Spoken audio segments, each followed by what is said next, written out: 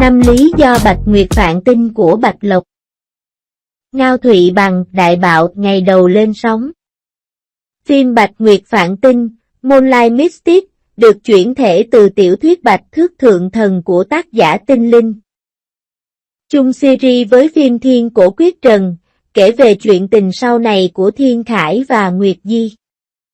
Trong Thiên Cổ Quyết Trần, nhân vật Nguyệt Di bị hại chết trong một trận chiến. Thiên Khải cũng bại trận và trở thành yêu thần. Nguyệt Di đã yêu Thiên Khải từ lâu, nhưng anh lại không đồng ý, mãi sau này Thiên Khải mới hiểu được tấm chân tình. Nhưng Nguyệt Di đã không trở về được nữa. Phim Bạch Nguyệt phạn tinh là câu chuyện khác về Bạch Thước, con gái của tướng quân, vì báo ân mà quyết chí tu tiên. Trong lúc đó, cô cứu yêu thần phải không quen nhau, dần dần nảy sinh rung động, dù cho gặp muôn vàn khó khăn, trắc trở thì tình yêu cũng có thể đánh bại tất cả. Bạch Nguyệt phạn tinh, Moonlight Mystic, là dự án đầu tư cấp S của nền tảng Iki, nhận được 5,15 triệu lượt đặt xem trước. Ngay từ tập đầu tiên, Bạch Nguyệt phạn tinh đã đạt thành tích khả quan, khi cán mốc độ hot 7.500 điểm.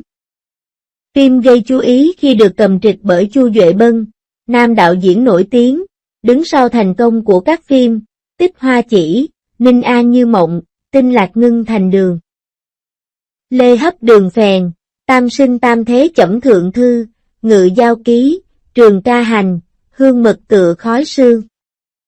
Bạch Thước, Bạch Lộc, con gái út của phủ tướng quân. Vì muốn báo ân đã quyết tâm lên đường trình, cô cứu được Phạn Việt, Ngao Thụy Bằng, một vị thần quỷ vô cùng mạnh mẽ, đứng đầu yêu tộc. Phạn Việt còn mang một thân phận khác, yêu thần Thiên Khải, một trong những vị chân thần cuối cùng còn tồn tại trên thế gian. Để trả ơn, Phạn Việt dẫn dắt Bạch Thước đến gần với ước mơ của mình. Cả hai đồng hành vượt qua muôn vàn thử thách, cùng nhau trừ gian diệt bạo. Trong suốt hành trình, tình cảm giữa họ dần nảy sinh. Tuy nhiên, sự khác biệt về thân phận và quá khứ lại tạo nên rào cản, đưa họ vào những lựa chọn đầy khó khăn. Thân phận thật sự của Bạch Thước là nữ thần Nguyệt Di. Ở kiếp trước, Nguyệt Di đã hy sinh tính mạng để bảo vệ Thiên Khải, chân thần duy nhất còn tồn tại. Chính vì vậy, thiên dạng Phạn Việt tìm kiếm cô. Một lần nữa, sợi dây duyên phận lại kéo họ về bên nhau. Diễn viên chính phim Bạch Nguyệt phạn tinh, Moonlight Mystic. 1. Bạch Lộc vai Bạch Thước, Nguyệt Di.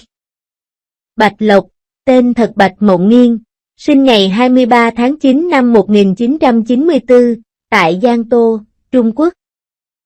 Cô tốt nghiệp khoa tiếng Anh thương mại tại trường cao đẳng kỹ thuật nghề, du lịch và thương mại Thường Châu. Năm 2016, Bạch Lộc ký hợp đồng với Hoa Ngu Ảnh Thị, chính thức gia nhập làng giải trí. Cô xuất hiện với vai trò người mẫu minh họa trong MV Lưu Ngôn của Lục Hổ. Năm 2017, Bạch Lộc vào vai nữ chính trong bộ phim Đại Vương Không Dễ Làm. Sau đó, cô từng bước khẳng Phượng Tù Hoàng, Tây Du Ký, Nữ Nhi Quốc, Chiêu Diêu, Trường Quân Đội Liệt Hỏa. Bạch Lộc chính thức trở thành ngôi sao qua loạt phim như Nửa Đường Mật Nửa Đau Thương, Châu Sinh Như Cố, Trường Nguyệt Tẩn Minh, Dĩ Ái Vi Doanh, Ninh An Như Mộng. Hiện tại, bên cạnh đóng phim, Bạch Lộc còn khá đắt sâu với các chương trình tạp kỹ, truyền hình. 2. Ngao Thụy Bằng vai Phạm Việt, Thiên Khải. Trong phim Bạch Nguyệt phạn tinh, Moonlight Mystic, Ngao Thụy Bằng đóng vai Phạm Việt, Thiên Khải. Ngao Thụy Bằng sinh ngày 6 tháng 10 năm 1995, là một nam diễn viên, người mẫu trực thuộc công ty truyền thông Gia Thượng, GS Media. Anh tốt nghiệp Đại học Nghệ thuật Thành Đô.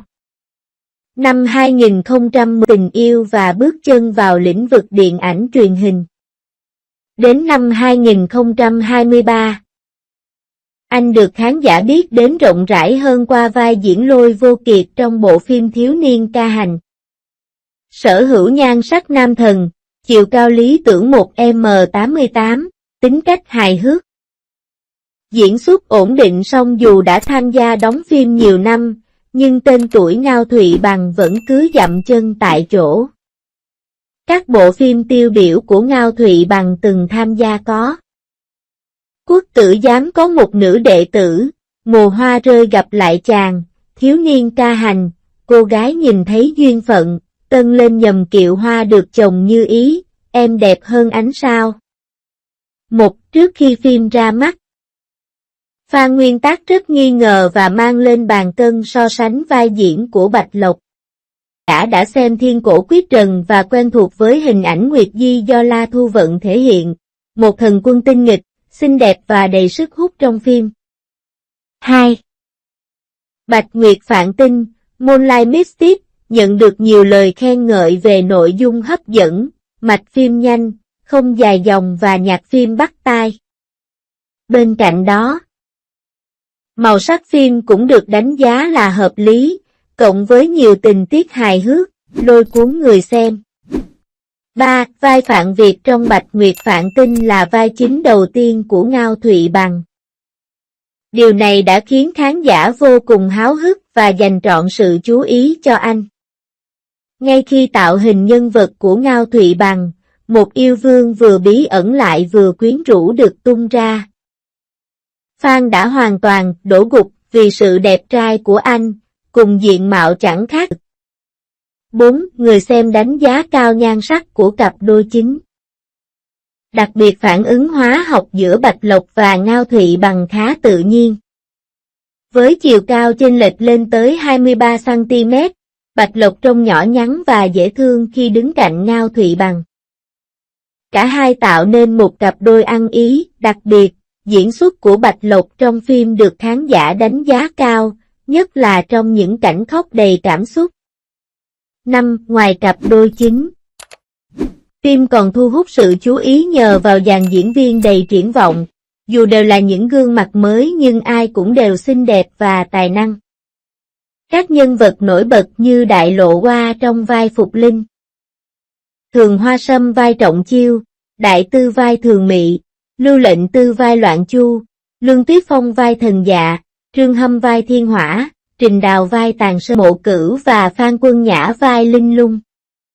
6. Điểm trừ của Bạch Nguyệt Phạn Tinh, Moonlight Mystic, nằm ở phần kỹ xảo và bối cảnh phim.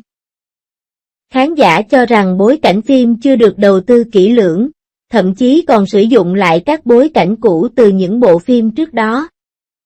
Phim Bạch Nguyệt Phạn Tinh, Moonlight Mystic, dài 40 tập. Phát sóng lúc 11 giờ, giờ Việt Nam, các ngày thứ Hai đến Chủ nhật, trên đài CCTV và nền tảng Iki, từ ngày 7 tháng 1 năm 2000.